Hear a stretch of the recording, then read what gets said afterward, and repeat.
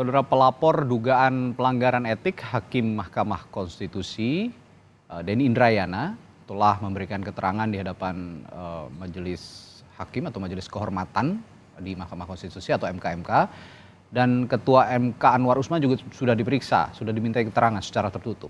Lalu bagaimana persisnya pelaporan Ketua MK Anwar Usman ke Mahkamah Kehormatan atau Majelis Kehormatan MK? Sudah bersama saya secara daring bergabung pelapor yang juga Wakil Menteri Hukum dan HAM periode 2011-2014, Profesor Denny Indrayana. Selamat pagi, Prof. Den. Selamat siang dari Ya. Gedung Parlemen Victoria, Australia, Melbourne. Selamat siang juga waktu Australia. Prof. Den, langsung saja, apa saja yang Anda sampaikan dalam sidang pemeriksaan Majelis Kehormatan yang kemarin sudah Anda jalani? Poin-poin pentingnya sebenarnya di mana? Ya, ada beberapa ya. Yang pertama, kalau terkait dengan pelanggaran etika cukup straightforward bahwa Hakim Konstitusi terlapor Anwar Usman telah melanggar etika yang sangat mendasar terkait imparsialitas, tidak berpihakan karena aturan mewajibkan, mengharuskan dia mundur jika menangani perkara yang terkait kepentingan langsung keluarga. Terkait dengan itu, dalam pandangan saya tidak perlu terlalu repot dengan pembuktian, dan kalau melihat mendengar komentar daripada majelis itu relatif sulit untuk dibantah ya. Dan kita lihatlah bagaimana putusannya. Yang kedua yang kami sampaikan adalah ini sebenarnya beyond dari pelanggaran etika.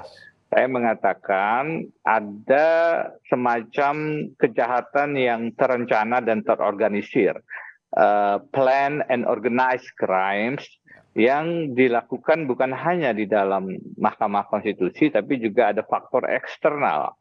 Itu dibuktikan dengan beberapa kerja-kerja teman-teman jurnalistik yang mengatakan ada keterlibatan tangan-tangan kuasa mengatur persoalan ini. Nah, ini yang menurut saya relatif kurang mendapatkan atensi. Padahal kalau kita cermati, bukti-buktinya bukan tidak ada. Indikasi-indikasinya sangat kuat.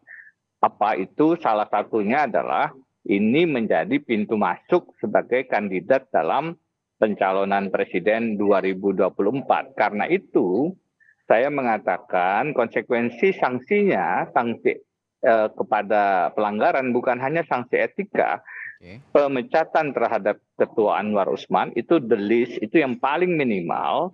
Karena kenapa begitu? Karena pelanggaran etikanya ini saya menyebutnya mega skandal Mahkamah Keluarga. Minta maaf, karena begitulah faktanya. Mengapa? Karena yang melakukan itu adalah Ketua Mahkamah Konstitusi, the first justice in the Constitutional Court. Untuk kepentingan apa? Untuk kepentingan keluarga yang bagaimana? Bukan keluarga biasa-biasa saja. The first family, keluarga Presiden Jokowi.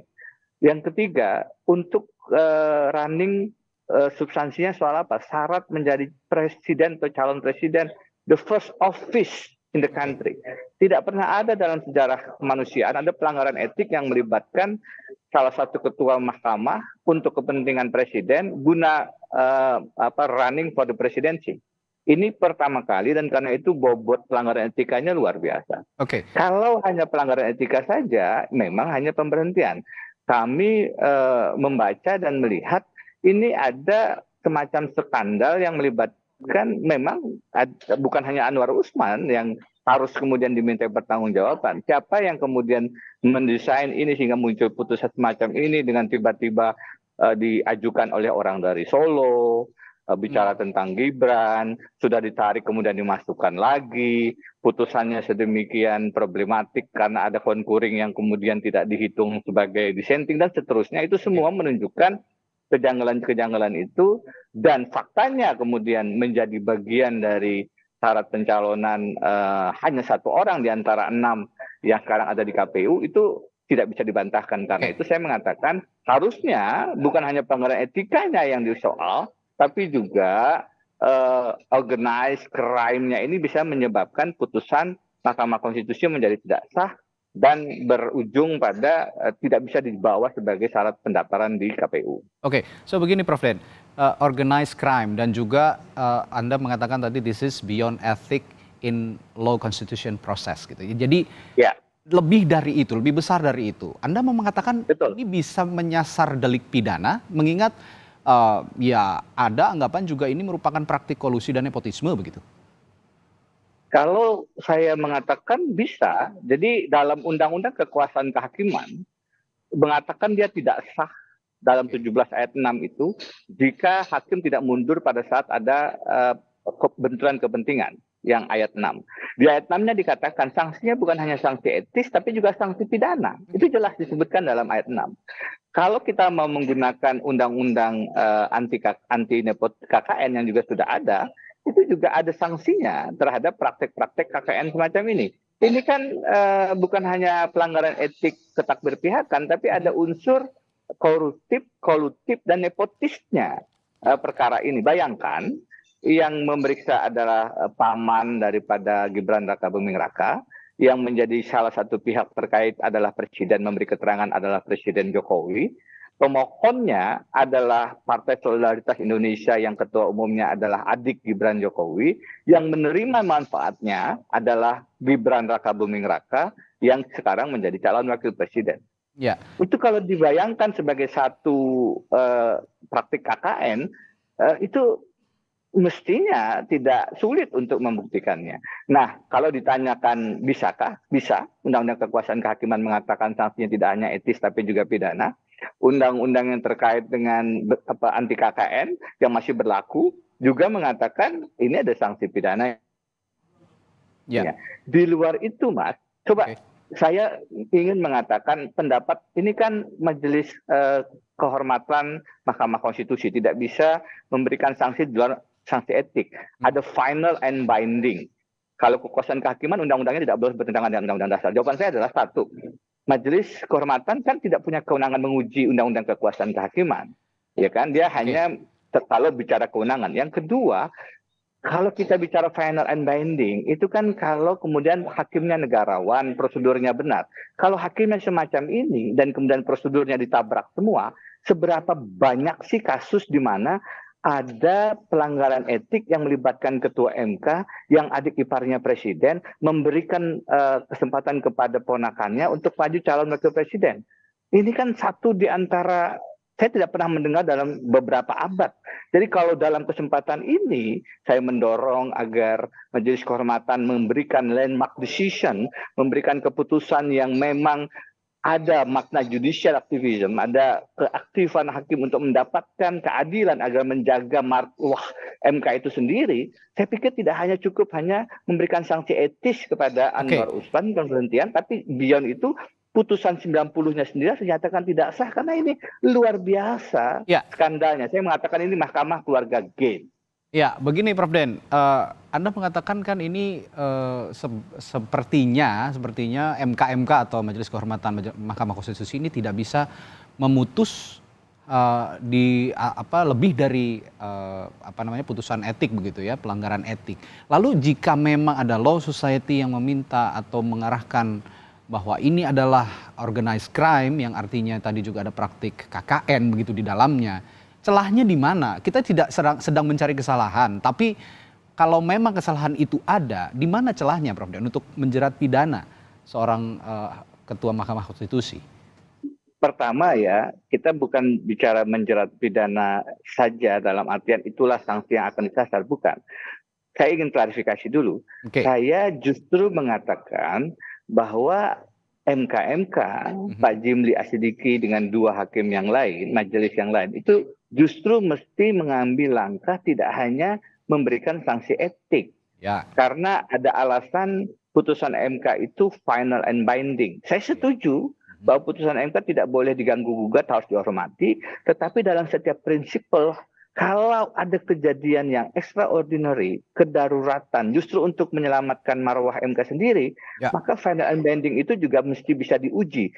Salah satunya dengan ini, justru saya yang berpendapat bahwa Majelis Kehormatan mesti bisa menilai putusan dalam batas yang sangat terbatas, sangat limited, tapi dapat dipertanggungjawabkan bahwa putusannya sendiri itu adalah putusan yang dari awal mestinya tidak terjadi. Contohnya Mas, contohnya ya, saya mengajukan laporan aduan ini bukan setelah putusan loh. Saya mengajukannya itu 27 Agustus, hampir lebih dari 2 bulan yang lalu sebelum putusan dibacakan. Artinya apa? Kalau aduan saya diproses, itu ada kemungkinan Mahkamah Konstitusi tidak memutus dengan Anwar Usman karena dia sudah didismiss lebih awal. Dan kalau didismiss lebih awal dalam batas penalaran yang wajar, putusannya bukan mengabulkan tapi menolak, karena dalam 3 putusan awal di mana Anwar Usman tidak ikut, itu putusannya menolak. Karena itu saya mengatakan dalam konteks laporan saya yang tidak diproses, mestinya itu menjadi pintu masuk bahwa harusnya putusan 90 tidak ada jika saja proses terhadap pengaduan saya dilakukan, dan jika tidak ada Anwar Usman karena dia harusnya mundur, putusannya bukan menerima atau mengabulkan sebagian, tapi menolak. Karena itu dalam konteks macam ini, saya tetap ingin mendorong, kita ini kan berhukum itu logis. Ya. Apalagi dalam negara berkembang, kata Prof. Jimli, harus ada langkah-langkah yang tidak hanya terpaku pada teks saja.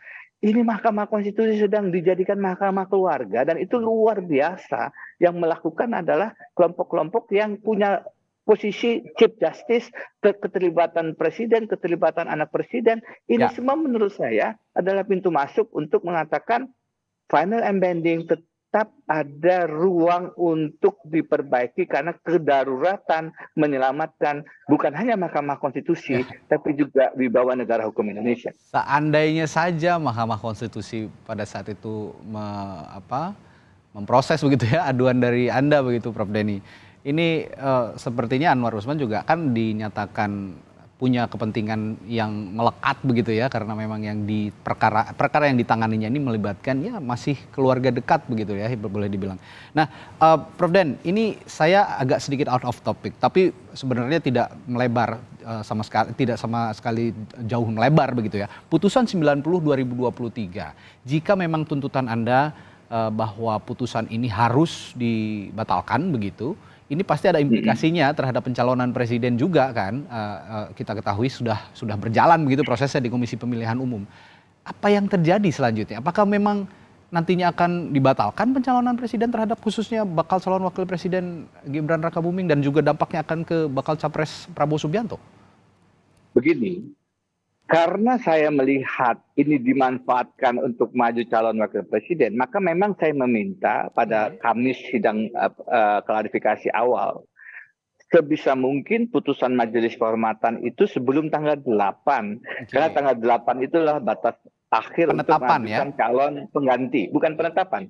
Mengajukan calon pengganti. Baik. Penetapannya tanggal 12 atau 13 kalau saya tidak salah. Tapi calon penggantinya, kalau ada penggantian itu paling lambat tanggal 8. Saya menyatakan itu, dan dengan pertimbangan MK, Prof. Jimli dan 2 majelis yang lain menyetujui. Salah satunya kenapa? Karena kita ingin memberikan kepastian kepada pilpres kita juga, memberikan legitimasi juga.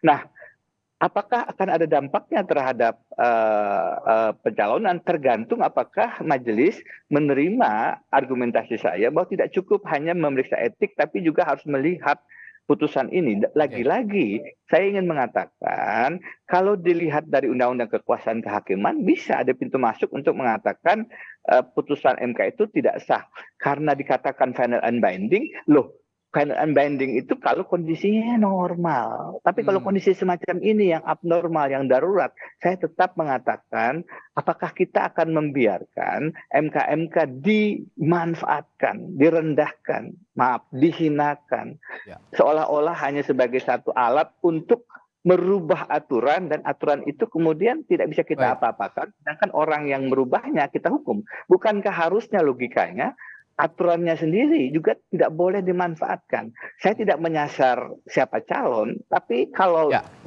yang menerima manfaat tetap bisa menggunakan aturan yang sebenarnya dibuat dengan melanggar etik, terus bagaimana hukum bisa dinyatakan efektif? Bukankah hukum itu baru punya rasa keadilan kalau dia efektif? Kalau kemudian hanya sanksi etis diberikan ke Anwar Usman, sedangkan produk hukumnya masih sah dan dijadikan dasar untuk menjadi calon wakil presiden, bahkan nanti duduk sebagai orang di istana kepresidenan, bukankah ini absurd, dan bukankah keabsurdan itu melanggar etika, moral, dan konstitusional kita bernegara? Itu yang ingin saya sampaikan ke majelis, dan itu yang saya paparkan kemarin dalam aduan laporan kami. Ya, dan dipastikan artinya laporan Anda ini, aduan Anda ini di luar dari kepentingan politik, hanya untuk menjaga marwah Mahkamah Konstitusi yang selama ini kita junjung tinggi begitu ya, sebagai pengadilan konstitusi tertinggi di negara kita. Baik, terima kasih. Itu yang selama ini saya perjuangkan dalam berbagai aktivisme saya, dan bukan hanya Mahkamah Konstitusi, lebih jauh adalah negara hukum Indonesia yang harus kita selamatkan. Baik, terima kasih Profesor Denny Indrayana, pelapor dalam kasus dugaan pelanggaran etik oleh Hakim MK yang juga Wakil Menteri Hukum dan HAM periode 2011-2014 telah berbagi perspektif dan informasinya di Sapa Indonesia Pagi. Sehat selalu Prof. Denny, selamat siang waktu Australia. Terima kasih. Terima kasih.